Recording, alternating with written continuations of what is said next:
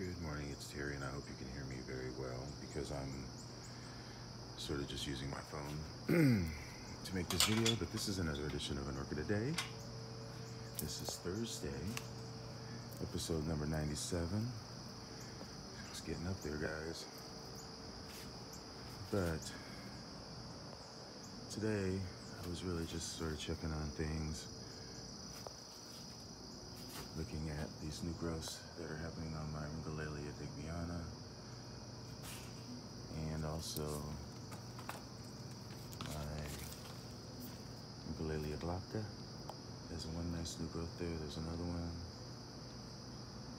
and then there's that one. I'm not sure what all these little nubbins are. They look like little growths, but I'm not sure how they will develop.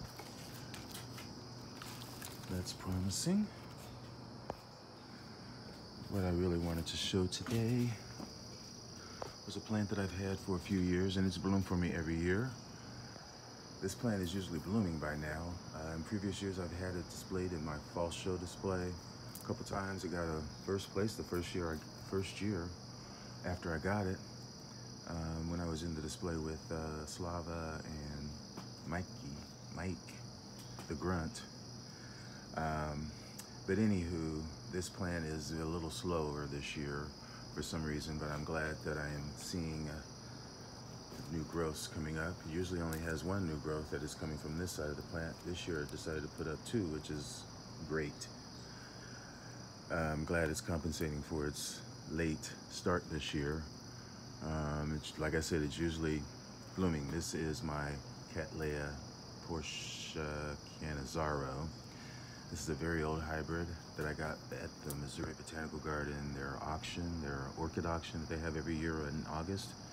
And this was a division from their collection of orchids, their Cattleya collection that I think that they have had in their collection for a long time. I want to say 100 years. Maybe it's not that long, but it's one of their first Cattleyas that they put in their collection. As I said, this is a cross between, well, maybe I didn't say it's a cross, but this cross was made back in the 1800s, and it's a cross between Cattleya boveringiana and Cattleya labiata. And it does have fragrance from the labiata, and the flowers are very long-lasting for me. It sits in this spot in the summer, although last year I had it over there and it got more shade.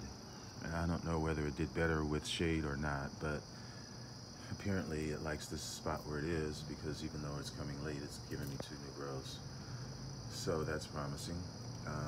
Generally there's a cluster of flowers similar to boveringiana, but it does get the fragrance of the labiata, as I said, so it can have many flowers from the sheath on the spike.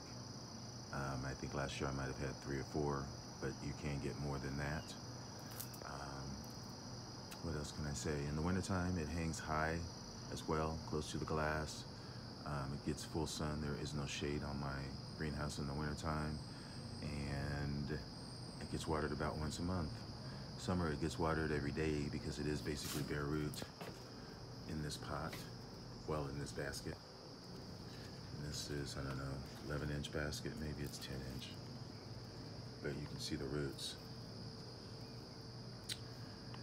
So yeah, this is a really good thing to have, if not just because it's such an old heirloom Cattleya hybrid.